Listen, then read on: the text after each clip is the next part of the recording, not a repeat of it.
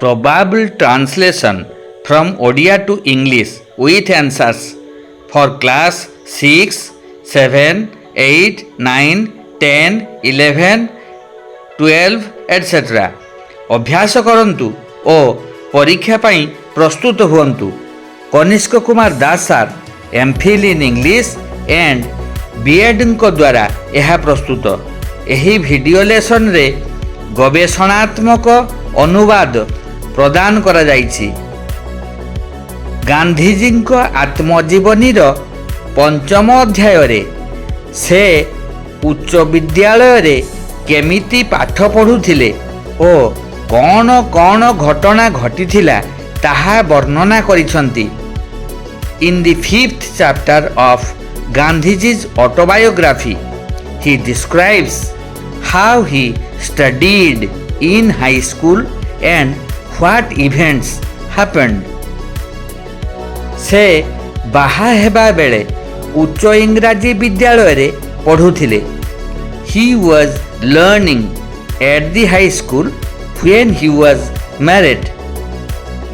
सेमाने तीनी भाई समान विद्यालय रे पढ़ुथिले।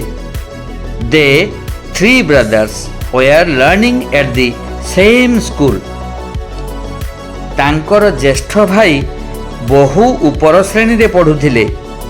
His eldest brother was in much higher class. जेउ भाई तांको सह एका बेले बाहा हेले से तांकोठु गोटिए श्रेणी उपरे पढ़ुथिले। The brother who was married at the same time as he was only 1 class ahead of him.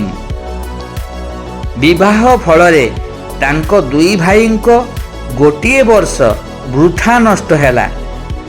Marriage resulted in both of them wasting a year. तांको भाई विवाह पाई पाठ छाड़ी देले। His brother dropped out of school because of marriage. तांकर पाठ पढ़ा चालू रही थिला। His studies were continued. उच्च इंग्राजी विद्यालय रे से निर्बुद्धिया पिला बोली गणा हेउ नथिले। He was not regarded as a dunce at the high school. तांको प्रति शिक्षकंकर सबुबेले यथेष्ट स्नेह थिला। He always enjoyed the affection of his teacher.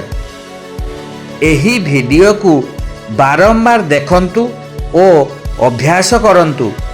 एही भली गवेषणात्मक वीडियो लेसन पाइबाकू एही चैनल को सब्सक्राइब, लाइक और शेयर करने को आदौ भूलंतु नहीं।